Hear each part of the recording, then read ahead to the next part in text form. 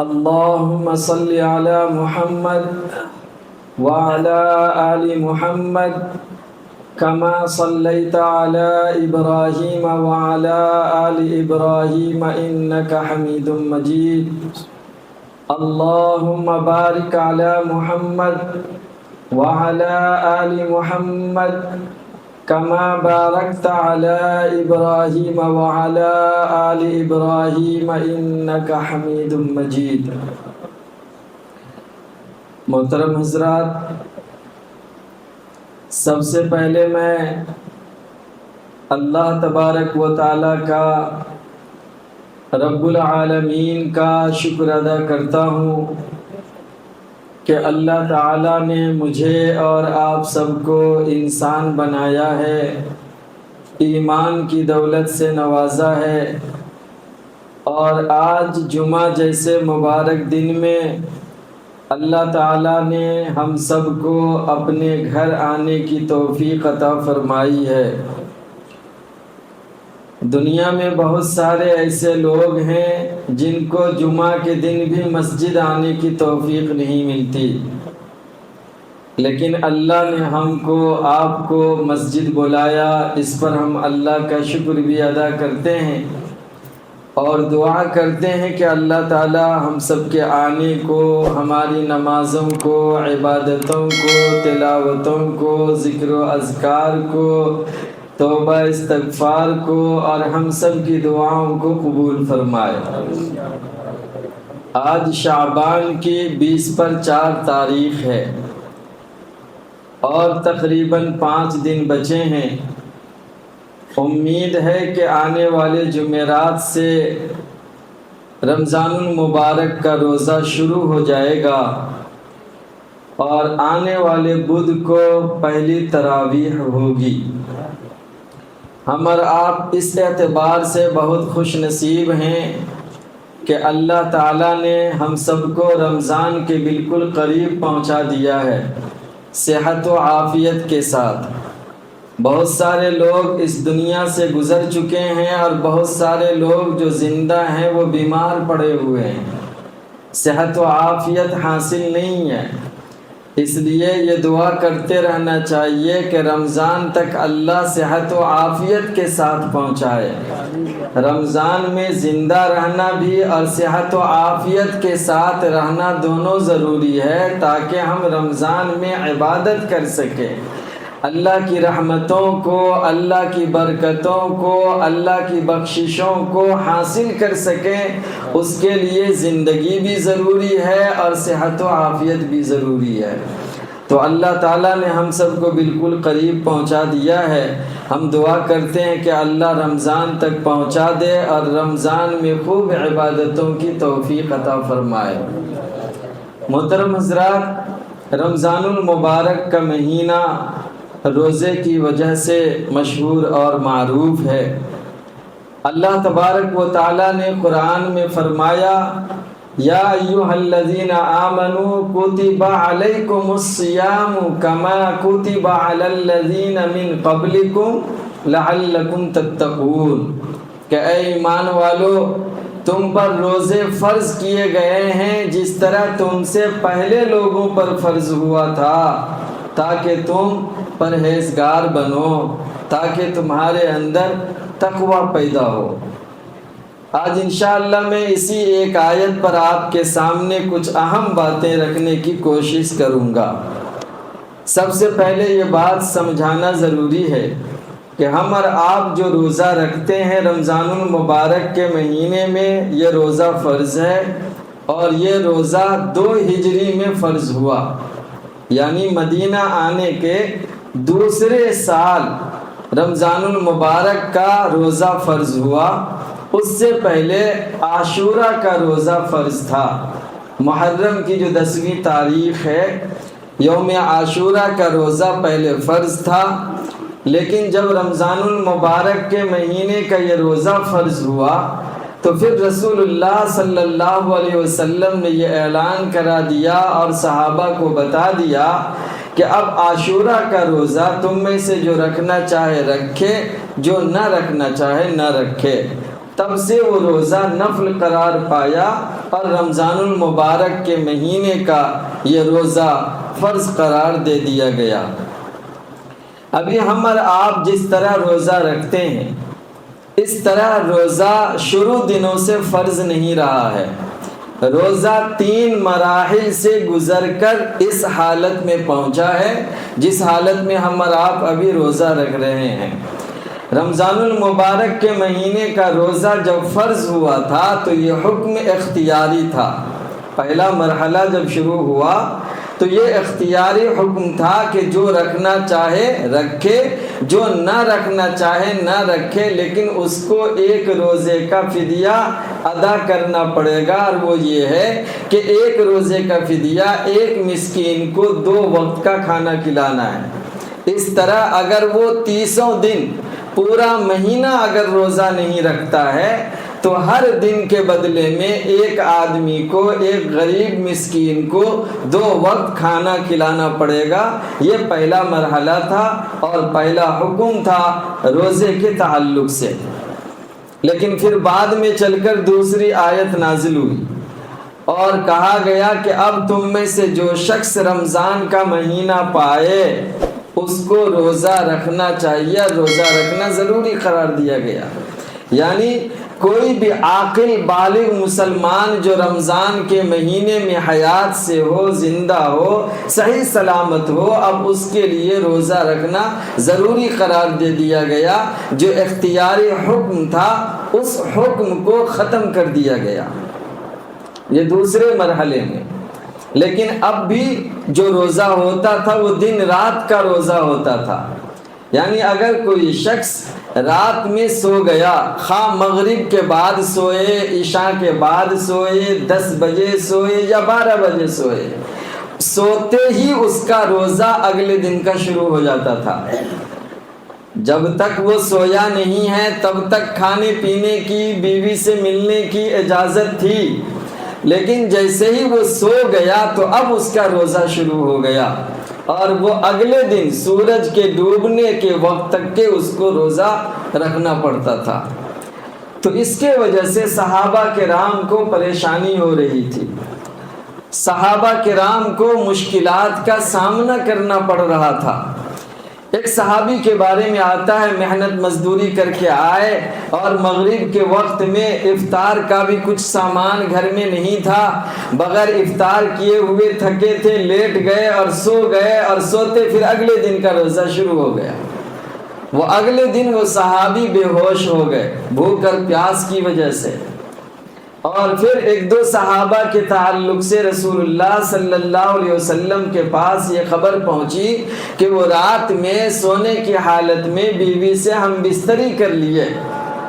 تو پھر اللہ تبارک و تعالیٰ نے قرآن مجید میں آیت نازل فرمائی، اور پھر اللہ نے حکم دیا کہ اب رات کو تم کھاؤ پیو، اپنی بیوی سے مل سکتے ہو، کب تک؟ صبح صادق تک۔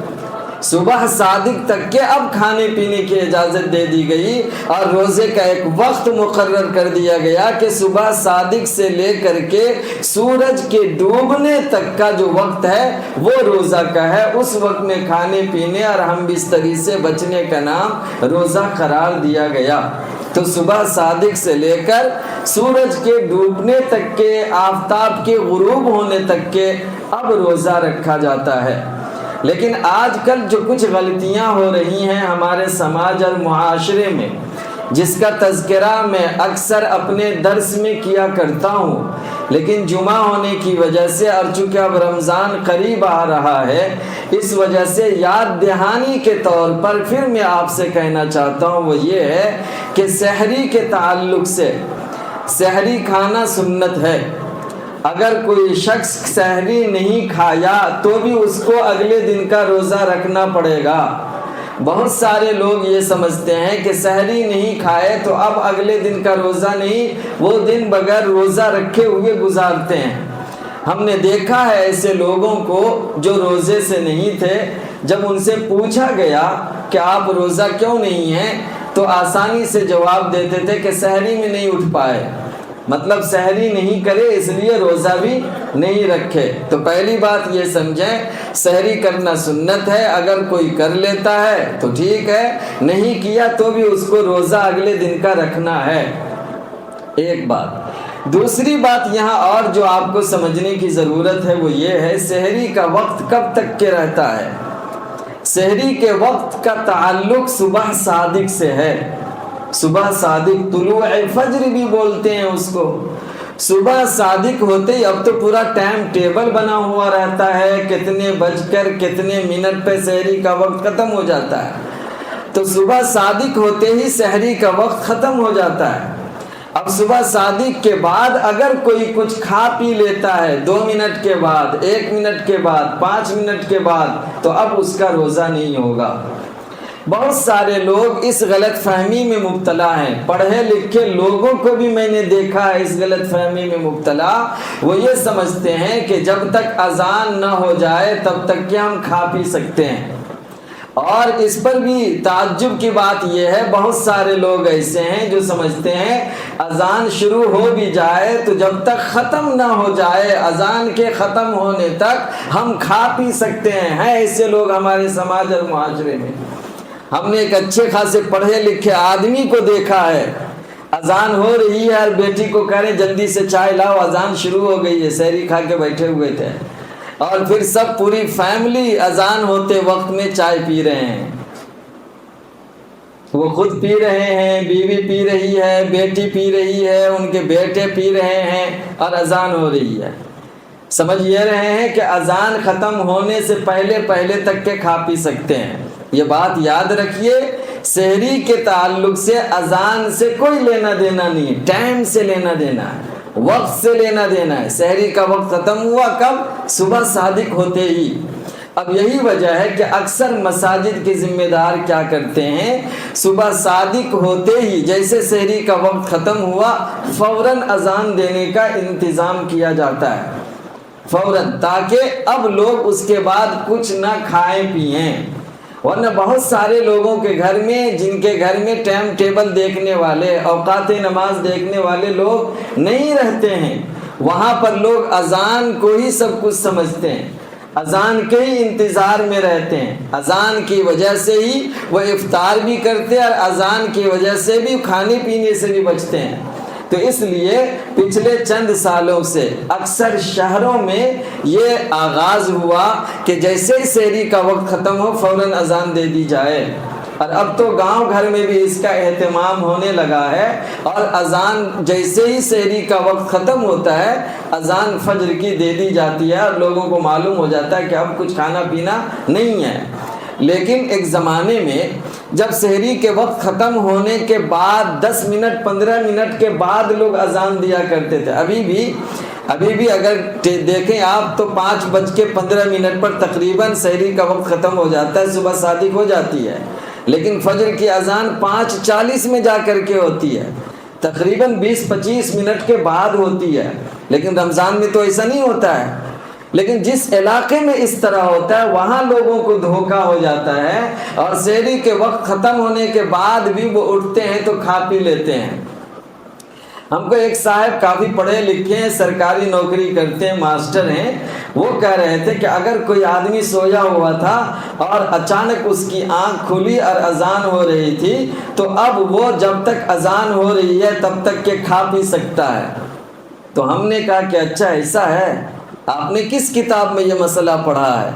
15 سال مدرسے میں پڑھے ہم، مفتی بنے ہم، مسئلہ کون بتا رہا ہے؟ ایک ماسٹر صاحب جس نے مدرسے کا منہ نہیں دیکھا، مسئلے مسائل کی کتاب کو نہیں دیکھا، اور وہ ہم کو مسئلہ سکھا رہا۔ ہم نے کہا کس کتاب میں آپ نے یہ مسئلہ پڑھا؟ کہنے ہم سنے ہیں۔ ارے تمہارے سننے سے صحیح ہو جاتا؟ دنیا کے کسی کتاب میں یہ مسئلہ نہیں لکھا ہوا ہے، اذان کے وقت میں اگر کوئی جاگا ہے تو جب تک اذان نہیں ہوئی ہے تب تک کھا پی سکتا ہے، کسی کتاب میں نہیں ہے۔ اس لیے کہ سحری کا وقت ختم ہونے کے بعد اذان ہوتی ہے، اب اذان کے وقت میں کوئی کھائے گا پیے گا تو اس کا روزہ نہیں ہوگا۔ اس لیے یہ بات سمجھنا سب کو ضروری تھا، اس لیے ہم نے اس کی وضاحت کی ہے۔ روزے کے تعلق سے میں نے ابھی 3 مرحلہ آپ کو بتایا کہ یہ 3 مرحلے سے گزر کر آج جس شکل میں ہم اور آپ روزہ رکھ رہے ہیں اس شکل میں وہ پہنچا ہے۔ اس کے بعد اس آیت میں جو دوسری بات کہی گئی ہے وہ یہ ہے کہ یہ روزہ تم پر فرض کیا گیا ہے جس طرح تم سے پہلے لوگوں پر فرض ہوا تھا۔ حضرت آدم علیہ السلام سے لے کر محمد مصطفیٰ صلی اللہ علیہ وسلم تک جتنے بھی نبی اور رسول آئے، تمام نبیوں اور رسولوں کی امتوں پر اللہ تعالیٰ نے روزہ کو فرض قرار دیا ہے۔ اور یہی وجہ ہے کہ آج دنیا میں جتنے بھی مذاہب ہیں، اسلام کو چھوڑ کر، خواہ وہ ہندو مت ہو، جین مت ہو، یہودیت ہو، عیسائیت ہو، قدیم مصری ہو، پارسی مذہب ہو، ہر مذہب میں روزے کی کوئی نہ کوئی شکل موجود ہے۔ کوئی بھی مذہب کے لوگ روزے سے خالی نہیں ہیں۔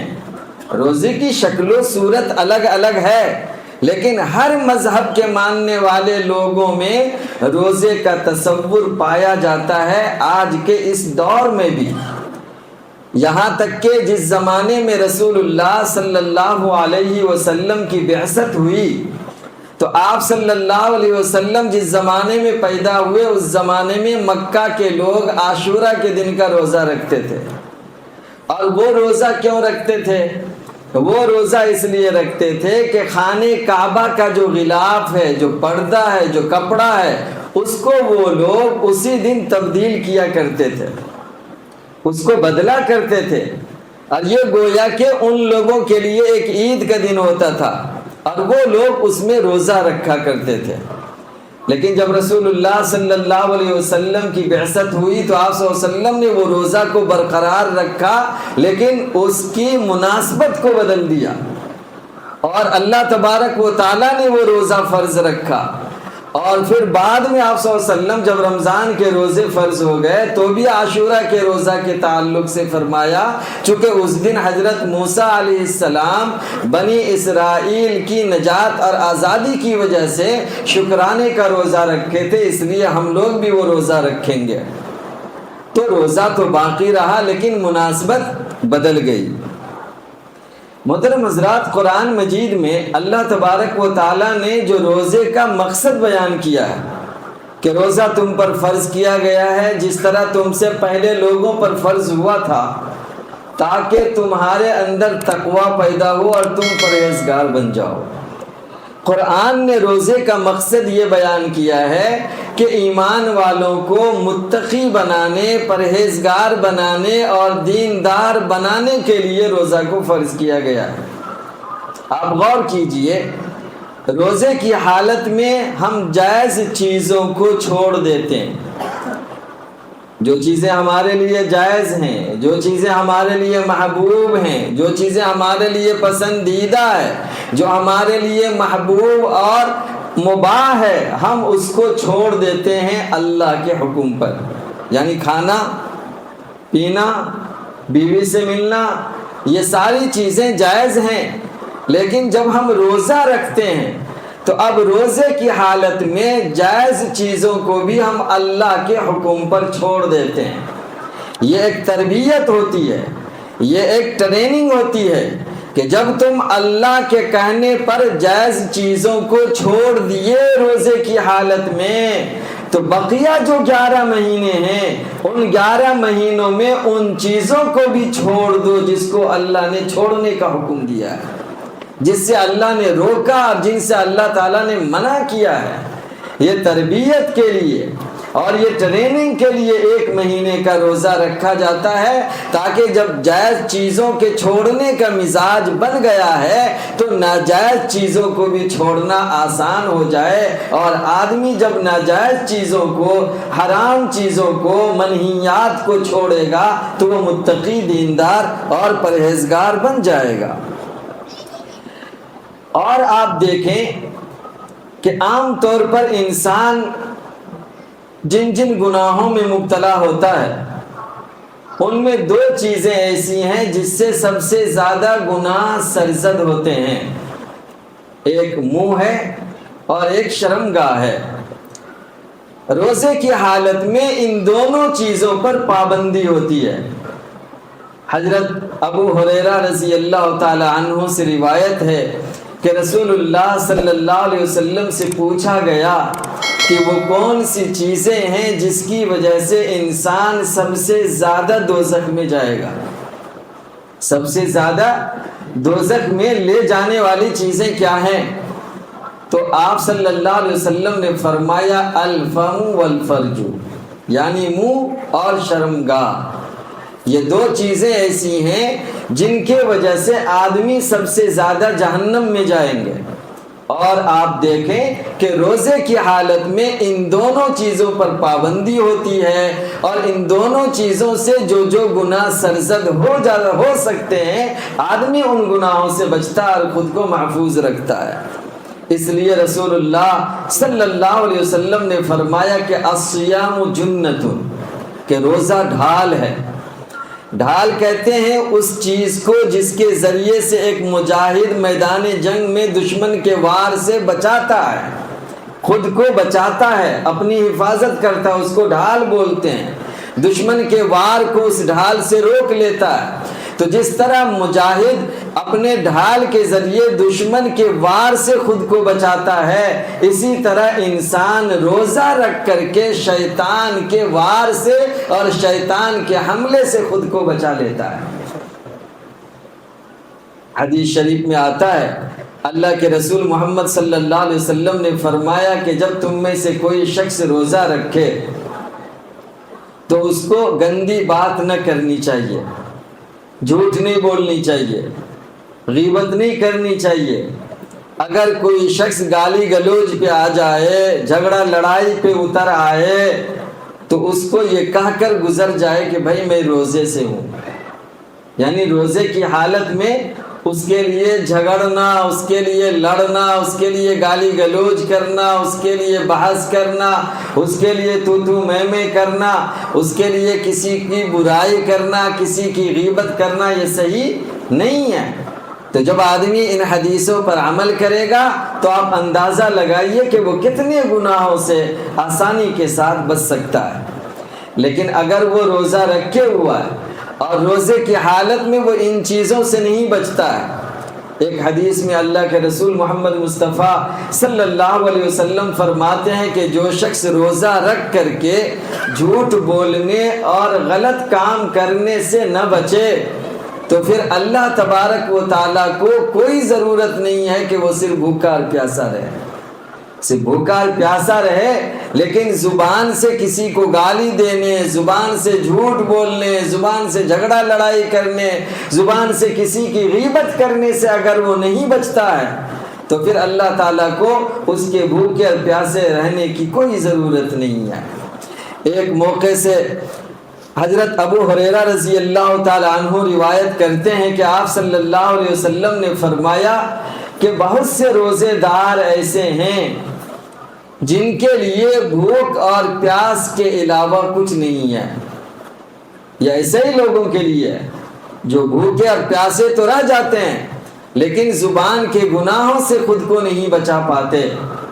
اور فرمایا کہ بہت سے ایسے تہجد گزار ہیں جن کے لیے سوائے رات کے جاگنے کے کچھ بھی نہیں ہے۔ یعنی اگر تہجد کی نماز وہ ریاکاری کے لیے پڑھتا ہے، دکھاوے کے لیے پڑھتا ہے، تو پھر اس سے اس کو کوئی فائدہ ملنے والا نہیں ہے۔ اس حدیث میں سبق ہے، اس حدیث میں پیغام ہے اور یہ میسج ہے کہ نیک عمل بھی، تہجد کی نماز کتنی بڑی عبادت ہے، کتنا بڑا اجر و ثواب کا کام اور عمل ہے، لیکن اگر اس میں بھی ریاکاری آ جائے، دکھاوا آ جائے تو اللہ کی یہاں وہ قابل قبول نہیں ہے۔ اللہ تبارک و تعالیٰ کی یہاں ایسے لوگوں کے جاگنے کا کوئی فائدہ ملنے والا نہیں ہے۔ تو کوئی بھی اچھا سے اچھا عمل ہو، نیک کام ہو، اگر اس میں دکھاوا آ جائے تو اللہ تعالیٰ اس پر کوئی اجر نہیں دیتا ہے۔ روزے کے تعلق سے ایک اور بات جو آج کل ہم اور آپ کو جاننا ضروری ہے وہ یہ ہے کہ روزہ جس طرح گناہوں سے بچاتا ہے، اسی طریقے سے بہت ساری جسمانی بیماریوں سے بھی محفوظ رکھتا ہے۔ حضرت ابو ہریرہ رضی اللہ تعالیٰ عنہ روایت کرتے ہیں، آپ صلی اللہ علیہ وسلم نے فرمایا کہ روزہ رکھا کرو تندرست رہو گے۔ اور آج کل کی یہ میڈیکل سائنس نے یہ ثابت کر دیا ہے، 1995 میں تقریباً آج سے 30 سال پہلے ہندوستان اور جرمن کے سائنسدان نے مشترکہ طور پر اس تعلق سے ریسرچ کیا، اور ان کے مطالعے سے یہ بات ثابت ہوئی کہ روزہ رکھنے کی وجہ سے آدمی کے جسم سے بہت سارے جو فاسد مادہ ہے وہ ختم ہو جاتا ہے، اور روزہ رکھنے کی وجہ سے آدمی بہت ساری جسمانی بیماریوں سے محفوظ رہتا ہے، اور روزہ رکھنے کی وجہ سے عمر لمبی ہوتی ہے۔ یہ سائنٹیفک طریقے سے آج ثابت ہو گیا ہے، تو روزے کا یہ فائدہ ہے۔ دوسری بات یہ ہے کہ روزہ رکھنے سے بھوک اور پیاس کی شدت کا احساس ہوتا ہے۔ جب ہم روزہ رکھتے ہیں تو ہم پورے دن بھوکے اور پیاسے رہتے ہیں، یہ ہمیں احساس دلاتا ہے۔ دنیا میں ایسے بے شمار لوگ ہیں جو غربت کی وجہ سے کئی دنوں تک کے بھوکے اور پیاسے رہتے ہیں۔ یہ ہمیں ان کی تکلیف کو محسوس کرنے کا ایک ذریعہ بنتا ہے، اور جو اچھے لوگ ہیں، جو نیک لوگ ہیں، وہ اس چیزوں کو محسوس کرتے ہیں، اور پھر اللہ تبارک و تعالیٰ نے ان کو جو استطاعت اور طاقت دی ہے، اس استطاعت اور طاقت کے مطابق وہ غریبوں، یتیموں، بے سہارا لوگوں، بھوکے پیاسے لوگوں کی مدد کرتے ہیں۔ روزہ سے ایک فائدہ یہ بھی پہنچتا ہے کہ روزہ مشقت برداشت کرنا سکھاتا ہے۔ جب ہم روزے سے رہتے ہیں، کافی شدت کی بھوک لگی رہتی ہے، پیاس لگی رہتی ہے۔ مئی اور جون کی گرمی کیسی ہوتی ہے کڑپا میں، اس کڑپا میں ہم اور آپ مئی اور جون کے روزہ رکھیں، اور اس روزے کی وجہ سے جو بھوک اور پیاس کی شدت تھی، اس کو جو آدمی مشقت کو برداشت کیا ہے، وہ روزہ رکھنے والے اچھے طریقے سے جانتے ہیں۔ یہ ہمیں سکھاتا ہے، یہ ہمیں درس دیتا ہے کہ جس طرح تم روزے کی مشقت کو برداشت کرتے ہو، دوسری عبادتوں میں بھی اگر ہلکی پھلکی تکلیف اور مشقت ہو تو اس کو برداشت کرنا سیکھو، اس کو برداشت کیا کرو۔ آج کل عام طور پر تھوڑی سی تکلیف ہوتی ہے، آدمی کرسی پر بیٹھ کر نماز پڑھنے لگتا ہے۔ کرسی پر نماز کے باضابطہ جو مسائل ہیں وہ معلوم کیے بغیر، کسی مفتی سے پوچھے بغیر، کسی عالم سے مسئلہ جانے بغیر آج مسجدوں میں آدھی مسجد کرسی لگی ہوئی ہے، بلکہ اب تو پوری مسجد میں سمجھیے اب کرسی لگنے والی ہے، لیکن کرسی پر نماز پڑھنے والا کسی عالم سے مسئلہ نہیں پوچھتا ہے۔ میں پورے یقین کے ساتھ کہتا ہوں، 100 لوگ اگر کرسی پر نماز پڑھتے ہیں تو 95 لوگوں کی نماز نہیں ہوتی ہے۔ آپ آئیے، مسئلہ پوچھیے، اور ہم آپ کو بتائیں گے کہ آپ کی نماز ہو رہی ہے نہیں ہو رہی ہے۔ ایک آدمی چل کر کے آتا ہے، گاڑی پر آتا ہے، وہ گاڑی چلا سکتا ہے، وہ چل کر آ سکتا ہے، پھر جب نماز پڑھنے لگتا تو وہ کھڑا کیوں نہیں ہوتا ہے؟ قیام کو کیوں ترک کر دیتا ہے؟ جو آدمی چل کر آ سکتا ہے وہ 1 منٹ کھڑا نہیں رہ سکتا، کھڑا رہ سکتا ہے، اس کے باوجود کرسی پر بیٹھ کر نماز پڑھتا ہے۔ خدا کی قسم نماز نہیں ہوتی ہے، کیونکہ قیام کیا ہے؟ قیام فرض ہے۔ جب فرض کو آپ چھوڑ دیے تو آپ کی نماز ہی نہیں ہوگی۔ ایک آدمی ہے رکوع کر سکتا ہے، لیکن اس کے باوجود وہ ڈائریکٹ بیٹھ کر کے رکوع کر رہا ہے، اس کی نماز نہیں ہوگی، کیونکہ رکوع فرض ہے۔ میں صرف یہ بتلانے کے لیے کہ روزہ میں جو ہم مشقت برداشت کرتے ہیں، جو تکلیف برداشت کرتے ہیں، یہ ہمیں سکھاتا ہے عبادت میں تکلیف ہوتی، عبادت میں مشقت کا سامنا کرنا پڑتا۔ تم روزہ میں برداشت کر لیتے ہو، نماز میں کیوں نہیں؟ تم حج میں برداشت کر لیتے ہو، نماز میں کیوں نہیں؟ لہٰذا یہ روزہ ہم کو سبق دیتا ہے، یہ ہم کو سکھاتا ہے عبادت میں اگر تھوڑی تکلیف ہو، مشقت ہو تو اس کو برداشت کرو، برداشت کرنے سے اجر و ثواب بڑھ جاتا ہے۔ اس کے بعد جو ایک اور بات بتا کر میں اپنی بات ختم کرتا ہوں وہ یہ ہے کہ روزہ صبر و تحمل کا بھی درس دیتا ہے۔ صبر و تحمل۔ مغرب کے وقت سے 10 منٹ پہلے جب افطار کا سامان ہمارے سامنے لگا ہوتا ہے، ہر طرح کی چیزیں جو ہم کو کھانے میں بہت پسند ہے، عام طور پر وہی چیزیں تیار کی جاتی ہیں، ہمارے سامنے ٹھنڈا پانی رکھا ہوا ہے، کھانے کی ایک پر سے ایک چیزیں ہمارے دسترخوان پر سجے ہوئے ہیں، ہم بیٹھے ہوئے ہیں لیکن ہم کھاتے نہیں ہیں جب تک اذان نہ ہو جائے، جب تک افطار کا وقت نہ ہو جائے۔ ہم اس تکلیف کو برداشت کرتے رہتے، صبر کرتے رہتے، تحمل سے کام لیتے ہیں۔ روزہ یہ ہمیں سکھاتا ہے کہ یہی صبر و تحمل تمہاری پوری زندگی میں ہونا چاہیے۔ کئی مرتبہ ایسا ہوتا ہے ہماری زندگی میں کہ ہمارے مزاج کے خلاف، ہماری طبیعت کے خلاف، ہماری چاہت کے خلاف، ہمارے من کے خلاف کچھ ہو جاتا ہے تو فوراً ری ایکشن کے بجائے، فوراً رد عمل ظاہر کرنے کے بجائے ان چیزوں کو برداشت کرنا سیکھو، اس کو صبر کرنا سیکھو، اس پر تحمل کرنا سیکھو۔ جس طریقے سے افطار کے وقت میں ایک روزے دار آدمی افطار کے سارے سامان کو لے کر بیٹھا رہتا، کھانے کی شدت سے احساس ہو رہا ہے، بھوک لگی ہے، پیاس لگی ہے، پھر بھی وہ اس کو ہاتھ نہیں لگاتا ہے، اسی طریقے سے ان چیزوں کو بھی تم برداشت کرو عام دنوں میں جو تمہارے طبیعت اور من کے خلاف ہو جائے۔ اللہ تعالیٰ سے دعا ہے اللہ تبارک و تعالیٰ مجھے بھی اور آپ سب کو بھی جو باتیں کہی گئی ہیں ان میں سے جو باتیں عمل کی ہے عمل کی توفیق عطا فرمائے، اور جن چیزوں سے بچنا ہے اللہ ہم سب کی اس سے حفاظت فرمائے۔